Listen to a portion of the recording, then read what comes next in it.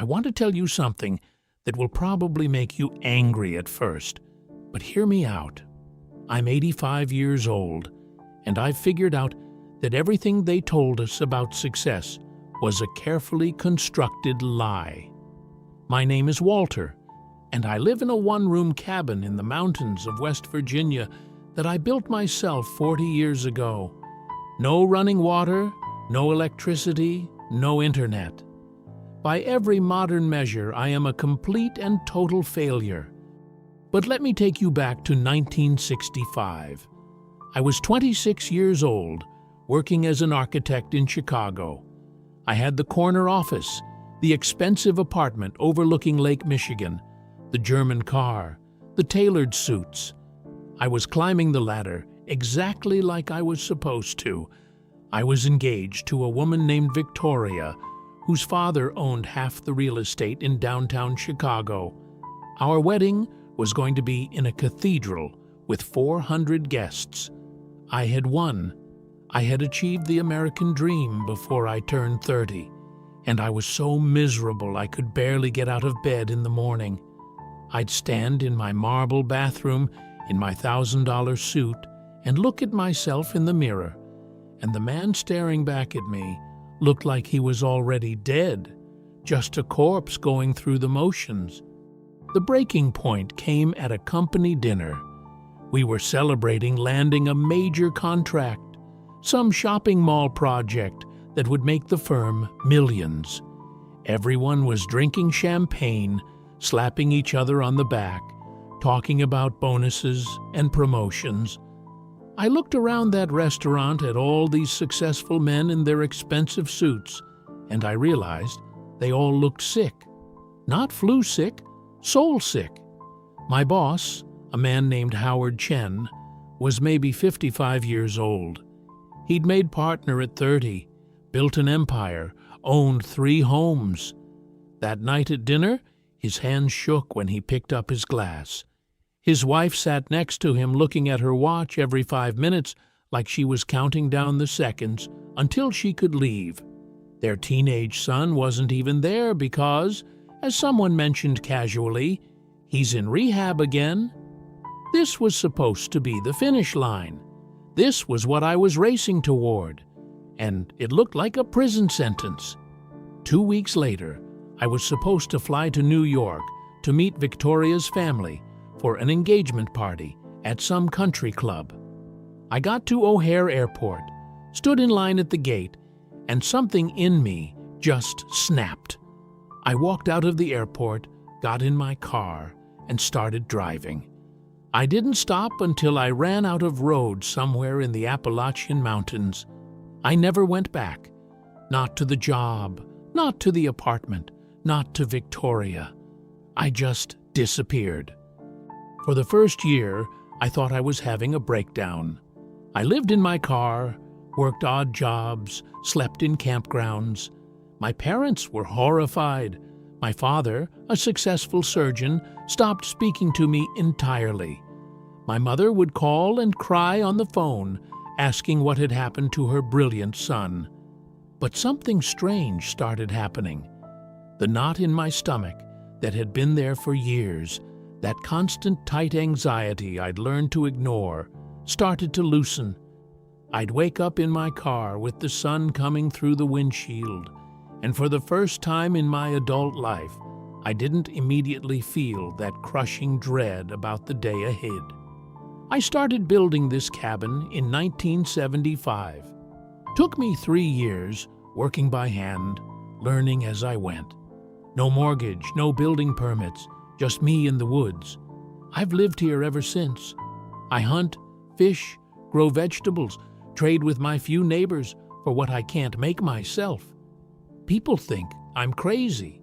Hikers sometimes stumble onto my property and look at me like I'm some kind of hermit lunatic. But I'm not crazy. I'm just the only person I know who actually escaped the machine. And once you're out, once you see it from the outside, you realize how insane the machine actually is. Here's what I've learned watching the world from my mountain for 40 years.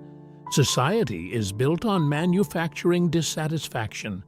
You cannot run a massive consumer economy on people who are content. Content people don't buy things they don't need. They don't work themselves to death for promotions. They don't spend money. They don't have to impress people they don't like. So, they had to invent a disease, and that disease is the constant feeling that you're not enough. Not successful enough, not attractive enough, not productive enough, not optimized enough. They've turned your entire life into a performance review where you're always falling short.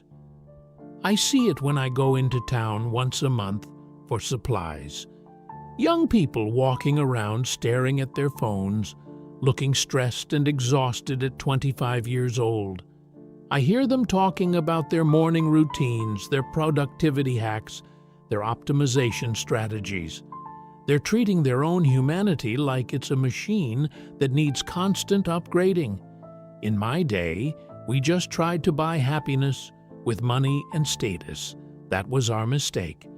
But what they're doing to your generation is so much worse because now they've convinced you that if you're not happy, it's your fault. You're not meditating enough, not exercising enough, not manifesting enough. They've monetized your inadequacy and sold it back to you as self-improvement. Let me tell you what actually happened when I gave up the chase. That first year in the woods, I had nothing. I mean, nothing.